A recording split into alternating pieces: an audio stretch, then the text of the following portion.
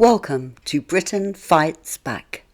A survey for 2025 shows 47% of all London's social housing is occupied by people born outside the UK. I'm using London here just for an example. So obviously it's unacceptable, objectionable, unsatisfactory, and all the other big words that spring to mind. But what it portrays is a problem. One hope, of course, is that Farage, or maybe Ben Habib from the Advance Party, or even Nick Tinconi, will get in and do what they've promised to do and deport people that should not be in our country, many of whom get social housing, as well as every other benefit we can throw at them. But there's another problem. This was the Your Party event.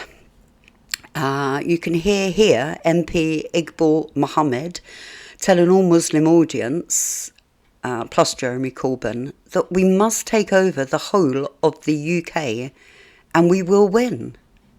These events, these activities, this unity must grow and continue and take over not just parts of Birmingham, but the whole of Birmingham, the whole of the West Midlands, the whole of the UK.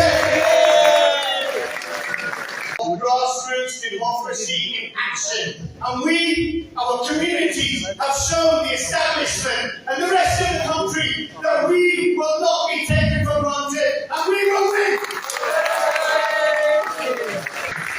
The establishment know that if you let one person stand up to them and speak the truth to people about what power is doing to them, then more people will stand up, and there will come a point when we all stand up against oppression, against injustice, and against corruption in politics.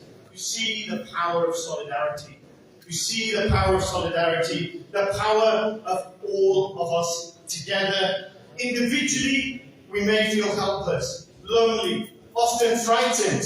Together, nothing can stop us. No tyrant can rule us. No party, government, or dictator can demand from us subservience.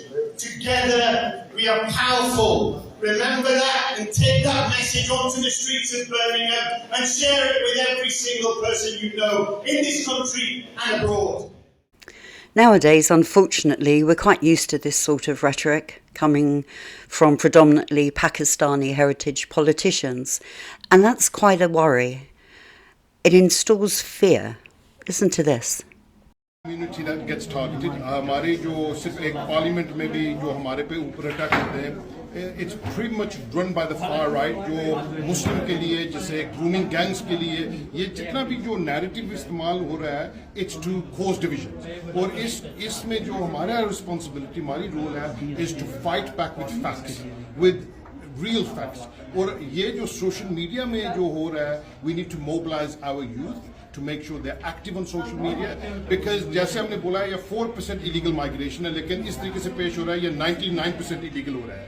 जैसे वो grooming gangs का मामला था, वो भी ऊपर देखो, वो भी जो जैसे हमारी कम्युनिटी परसेंटेज में है, इस तरीके से हमारी जो पार्लियामेंट्री जो MPs हैं, we all saying the same thing. Anyone involved in crime should be punished. लेकिन ये जो narrative वो इस्तेमाल कर रहे हैं to target communities is wrong. We must stand firm against that. Thank you so much.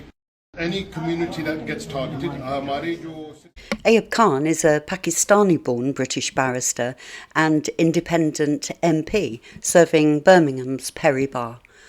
We get the general picture of what he's saying when he can be asked to talk English.